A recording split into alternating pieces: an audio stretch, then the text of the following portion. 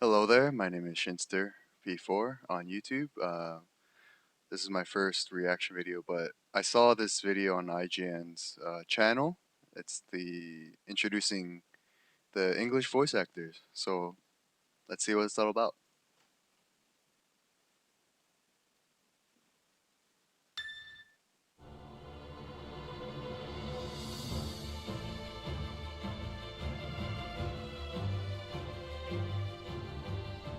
I'm Jim Curry, and in Final Fantasy 15, I played King Regis. You have no cause for concern, nor do you. Take heed. Once you set forth, you cannot turn back. King Regis is a very wise, loyal, courageous ruler, and he has to make some tough decisions. What stood out about him to me was his love for his family, his willingness to protect his people. My name is Ray Chase, and I play Noctis Lucis Caelum. There he Final is. Fantasy 15. There he is. Don't know about you, but I'm ready as I'll ever be. What's interesting about Noctis is he's not your average, ordinary prince who goes on to try to save the world. He definitely doesn't go into it because he wants to. He's going into it because all of this is forced upon him out of nowhere. Over the course of the game, he learns what it means to be a hero. He learns humanity through the course of this game. And he loses a lot, too. I'd like to be alone right now.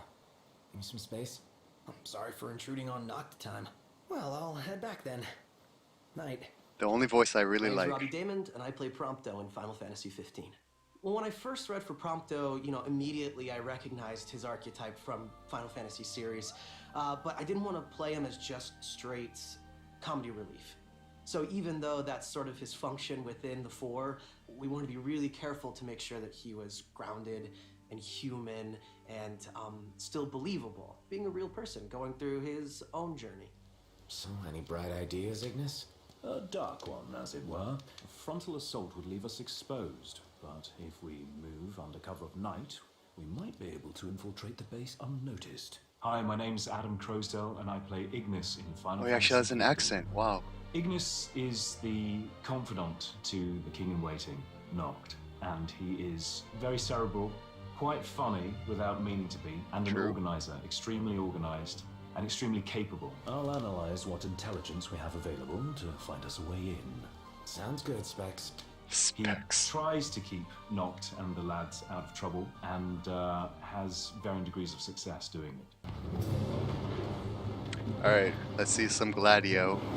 Gladiolas. Gotcha! Pull yourself up! My name's Chris Parson, and in Final Fantasy 15, I play Gladio. Gladio is a guy who he has a soft spot, but at the same time, he's a ferocious guy that you do not want to cross. That's the thing that is really appealing about the Gladio character, is that he is a tough guy, and he is a comical guy, but at the same time, he cares deeply about his crew. He's kind of the Papa Bear of the crew.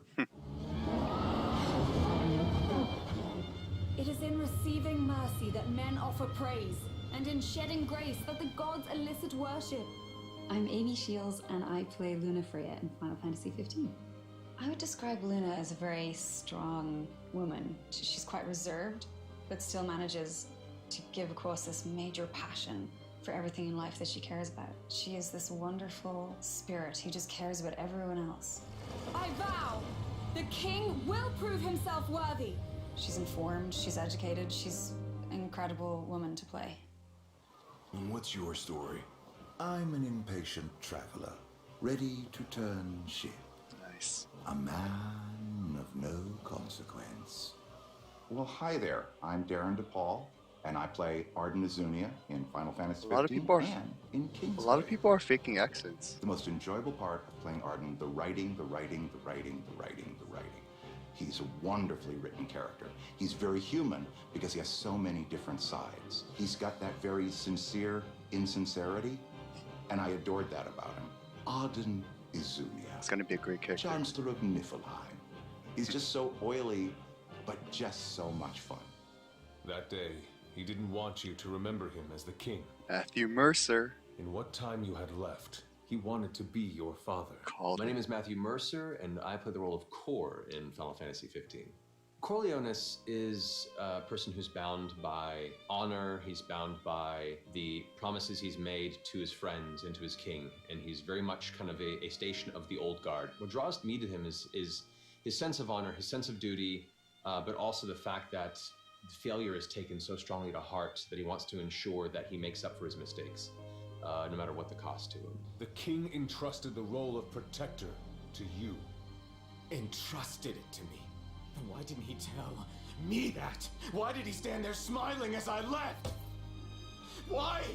I think the story of Final Fantasy 15 is the hallmark of this game. It really is a classic coming-of-age story. And in the end, it's Noct's story. But the beautiful part about it is that his three friends who surround him the closest all take their individual journeys. Things like father and son, brother to brother. These are real-life things that I think people can relate to. I was thrilled with how high the stakes were, always. People really lose something. It's thrilling and it's sad and you're just getting to use everything. It's heart-pounding in terms of how exciting it is. It's an epic quest. It's a tale of betrayal, a tale of friendships for life, and a tale of triumph against insurmountable odds. There's a lot of that fresh delivery that creates its own story and its own essence beyond the rest of the series before it, but also has enough of that continued thread of love that all the previous games had, where you feel like it's still home the Final Fantasy series always was. That to me is a sign of a true successor to what is probably one of the greatest game series to hit the whole genre and market. Oh yeah, that delay, but it's gonna be more polished. Looks good.